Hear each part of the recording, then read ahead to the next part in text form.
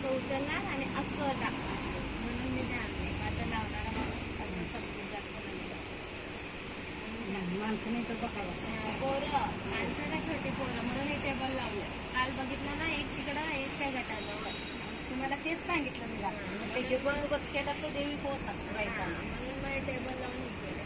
खाली एक कुंकूचे त्यांना करून पडते याचं सगळं पडते. ते मी काय म्हणते आता ते सगळं केलं झाडून त्याला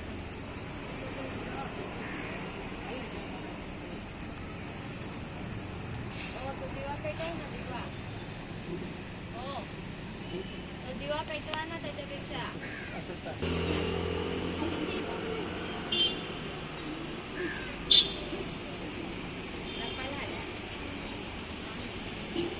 तेलाची बाटली आहे बघा.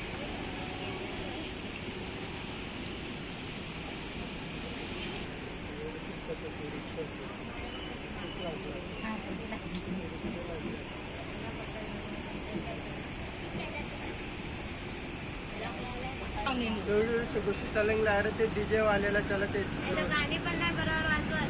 काल सगळ्या बायका बोलत होत्या. आमचा नातू म्हणत होता, मुलगीचं आम्हाला सांगायचं होतं, मी आणलं. आमचं स्पीकर आमचं फक्त तेवढंच ठरलेलं आहे. आणि त्याचा आवाज पण येत नाही. याला सांगितलं तर त्याला दुपारी बोलवलं. नाही नाही जो माणूस चांगला होता पण त्यानं ते बदली पोरगा लावलाय त्याच्यामुळे त्याला काही कळलं. आई नाही हो.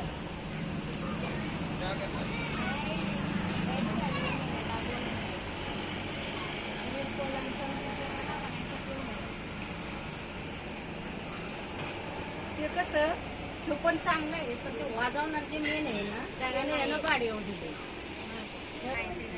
त्या पोरांना काय म्हणत होता कुठं बटाला लावायचं कुठं जायचं. आमचा नातू का जायचं मग तो मला तरी टाकायचा गावाला ते जातो ना ते नातवण आमच्या जातो ते आम्हाला काय माहिती. आता म्हणलं मला बाबा काय माहिती म्हटलं मला सांगितलं असतं तर मी दिवसभर इथं पाहिजे एवढा वाजवणार पण रात्री झालं. माझा नातू इथं आहे पण त्यांचा गावाला इथं गावात अर्जुनवाडी हा ते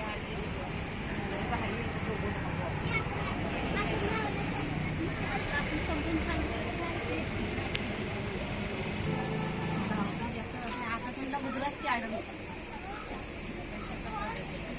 वाजवायचं विधान काय पण तसं आपल्या मराठी माणूस बघून पण पैसे कमी करतो ना असं ते वाजवायला भाऊ विचारायचं ते आमचा नातू जाऊन बसतो ना त्याला सगळी माहिती तो बी जातो कधीतरी.